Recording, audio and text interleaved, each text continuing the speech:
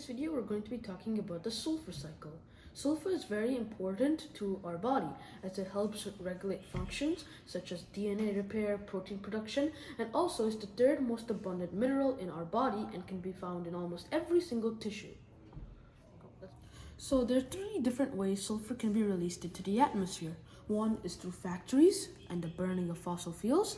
Second is through volcano, and the third is through evaporation of water. We're first going to start off with the water.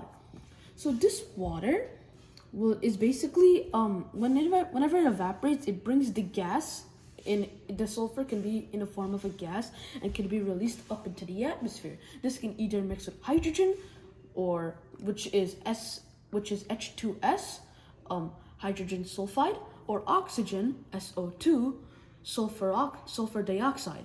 This, whatever element it mixes with, will enter back into the water cycle, and whenever it rains, it mixes with the sulfur and creates acid rain, in which plants use it for their own body functions.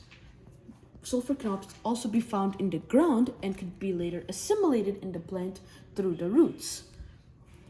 So also when it's in the ground, these factories mine up, and some fossil fuels like coal contain sulfur in it. They burn the fossil fuel to create energy or electricity, and that sulfur is then released and can then be returned back to the ground through the water cycle. But we can also look at a volcano. Whenever a volcano erupts, the sulfur gas that's stored deep within the earth can also be released into the atmosphere and then later come down through rain.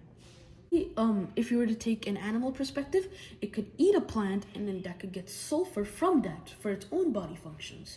So let's say either the plant or the animal dies, then that decomposition process happens in which the bacteria eat the animal and the sulfur is then restored back to the ground, and that could either be assimilated by another plant, it could be exploded from a volcano, or could be taken up in the form of coal through millions of years of pressure and time, and could later be taken back up by a factory.